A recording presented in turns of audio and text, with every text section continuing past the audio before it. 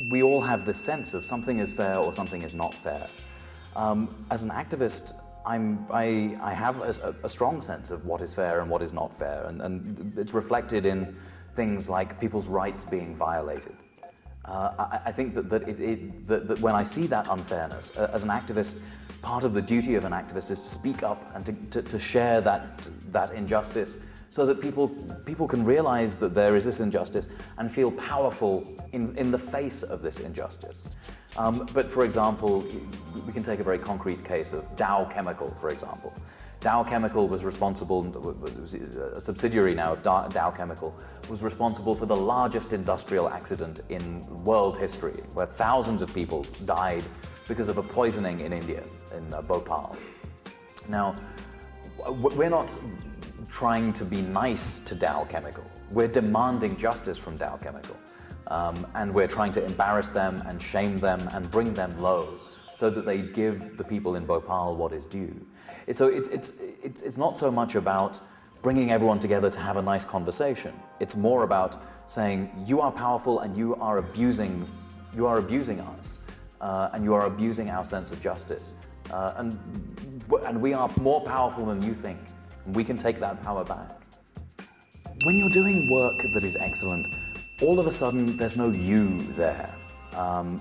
You know, there's this idea in America that if you find a job that you love, you'll never work a day in your life. And what I was trying to say is that actually there's a more Buddhist way of thinking about that. That when you're doing work that is excellent, there's no you there.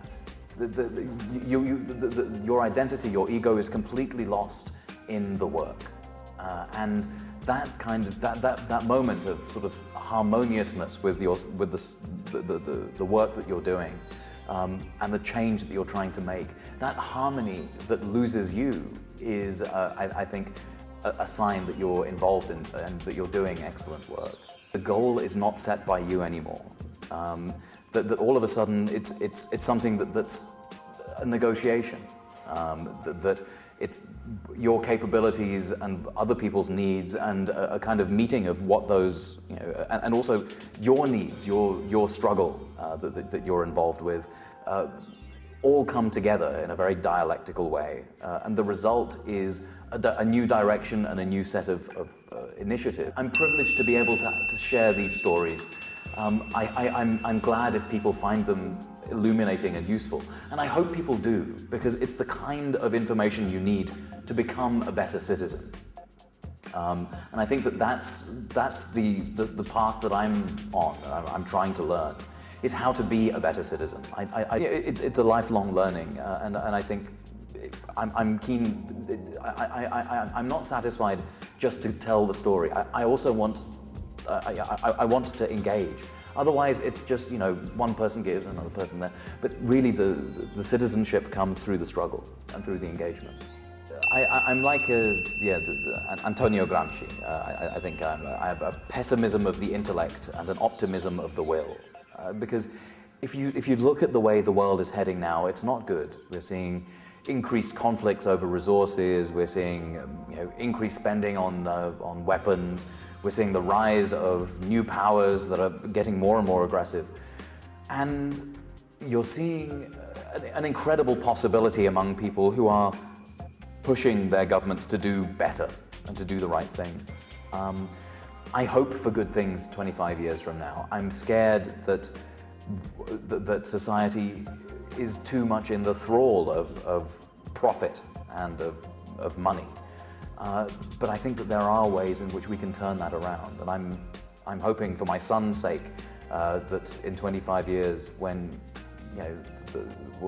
he's trying to make the world a better place in whatever way he finds he is moved to do, that we haven't left him a world that is a shell of the world that we have now. He has an amazing, as I say, I mean, there's a very poetic imagination about how learning and connections can be made. And it's very exciting always to be around him, because there's ideas coming from all over the place and connections being made in new and exciting ways. I enjoyed that very much, and I think my mind is still spinning, and I'm waiting for my mind to calm down a little bit, so that I can fully appreciate what it is that I've learned through these few days. Because there's so many ideas, and I'm waiting for those connections between those ideas to become apparent.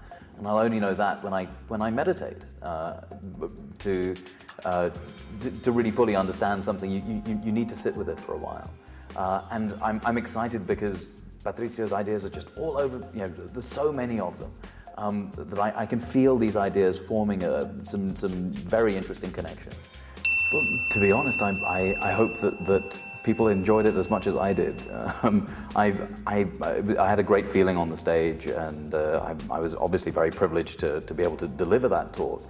But I'm excited by just the openness of everyone's imaginations here right now. And I love it that after me is the woman who climbed K2, and she's thinking about strategy, and she's talking about strategy. I didn't know that I was part of a panel on strategy, but it turns out that actually it makes perfect sense. There's a wonderful open logic to the way that a lot of learning is happening here, and I'm very, very happily surprised by that.